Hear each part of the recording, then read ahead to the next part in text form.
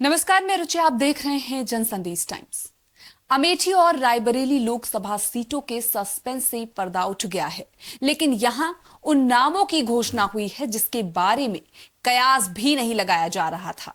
अमेठी से कांग्रेस के पुराने नेता और वफादार केएल शर्मा तो रायबरेली से राहुल गांधी को उतारा गया है।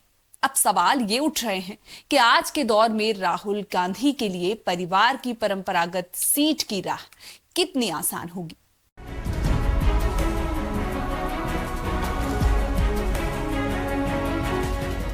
अमेठी और रायबरेली कांग्रेस की परंपरागत सीट रही है, लेकिन 2019 के लोकसभा चुनाव के समय संभव है पार्टी को इस बात का अंदेशा हो चला था कि अमेठी राहुल के लिए सुरक्षित नहीं, लिहाजा उन्हें वायनाड के चुनावी मैदान में उतारा गया, जहां उनको बंपर जीत हासिल हुई। अमेठी गांधी परिवार की भी परंपरागत सीट रही है, लेकिन 2024 के लोकसभा चुनाव में राहुल वायनाड के साथ साथ अमेठी की बजाय इस बार राहुल रायबरेली से चुनावी मैदान में उतरे हैं। उत्तर प्रदेश में रायबरेली लोकसभा की ऐसी सीट है जहां देश के आजाद होने के बाद जब भी गांधी परिवार का सदस्य उतरा, उसे जीत निश्चित तौर पर मिली है। ऐसे में चुनावी राजनीति के जानकार मानते हैं कि राहुल के लिए यहां की सीट बहुत मुश्किल नहीं तो बहुत आसान भी नहीं होगी। राहुल की हर गतिविधि और बयान पर बीजेपी के दिग्गजों की नजर रहती है। वैसे मोटे मोटे तौर पर रायबरेली मतलब कांग्रेस के लिए जीत की गारंटी। 2014 और 2019 के लोकसभा चुनाव में मोदी लहर के दौर में भी कांग्रेस ने यहां से सीट निकाली थी।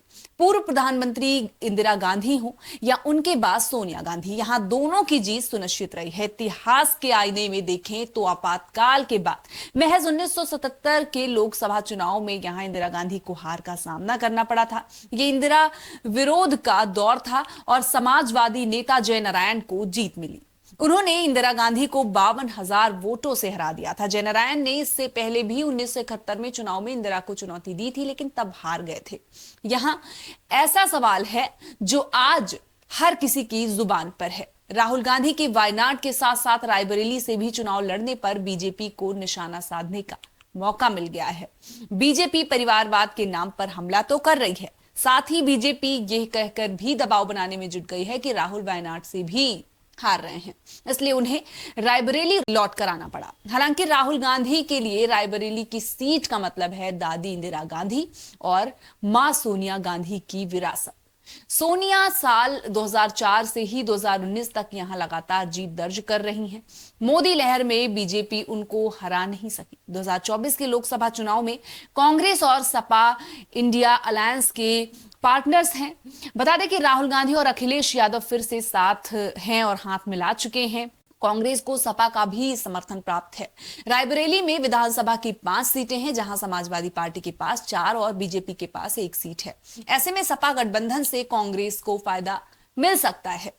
राहुल गांधी का यहां मुकाबला बीजेपी के दिनेश प्रताप सिंह से है। अब कांग्रेस के गढ़ में सपा का समर्थन राहुल गांधी को कितना लाभ पहुंचाएगा, इसका पता 4 जून को चलेगा। फिरोज गांधी के बाद पूर्व प्रधानमंत्री इंदिरा गांधी ने रायबरेली में चुनावी मोर्चा संभाल लिया।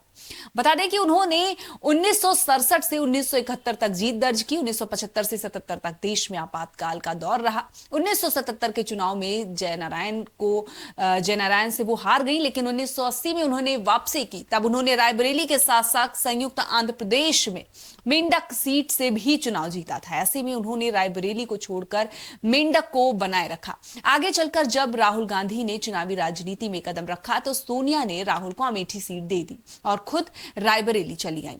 तब से सोनिया ने यहां से लगातार 4 बार जीत दर्ज की है। लेकिन 2024 के लोकसभा चुनाव से पहले सोनिया ने रायबरेली वासियों के नाम एक भावुक पत्र लिखकर उन्हें आभार जताया और चुनावी राजनीति से दूर हो गई। सोनिया गांधी के रायबरेली छोड़ने के बाद लंबे समय तक इस बात का कयास लगाया जाता रहा कि आखिर यहां से चुनाव कौन लड़ेगा, प्रियंका गांधी, राहुल या कोई और। आखिरकार राहुल के नाम पर मुहर लग गई है। अब रायबरेली की विरासत राहुल गांधी के कंधे पे है और रायबरेली की विरासत को राहुल गांधी किस तरह से संभालते हैं, अपनी विरासत को किस तरह से बचाए रखते हैं, क्या अपने परिवार की तरह राहुल गांधी भी यहां जीत दर्ज कर पाएंगे, ये देखना अहम होने वाला है। फिलहाल इसका फैसला तो 4 जून को ही होगा, लेकिन विपक्ष जो है उसने बयानबाजी शुरू कर दी है। लेकिन आपको बता दें कि कांग्रेस को लगातार रायबरेली से जीत मिलती रही है। इस बार क्या होता है, सत्ता पलट होगी या एक बार फिर से राहुल गांधी रायबरेली की सीट पर काबिज होंगे और अपने विरासत को संभालेंगे, ये देखना अहम होने वाला है। फिलहाल के लिए बस इतना ही। ऐसी और तमाम जानकारी के लिए हमारे साथ बने रहिए और देखते रहिए जनसंदेश टाइम्स। हमारे चैनल को लाइक, सब्सक्राइब और शेयर जरूर करें।